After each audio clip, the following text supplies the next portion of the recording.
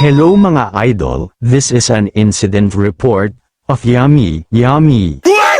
At around 2100 hour, 26 February 2025, I was on duty as roving guard of Otos Hotel at 69th Street, Manila City. Suddenly, operatives of Recto Police Station, identified as Sergeant Cruz, and Patrolman Reyes, Ms. Wang, our hotel manager together with Mr. Santos, identified himself as legal partner of a woman inside room 88, allegedly having a pumping activity with a unknown guy. They approached me purposely for asking an assistance.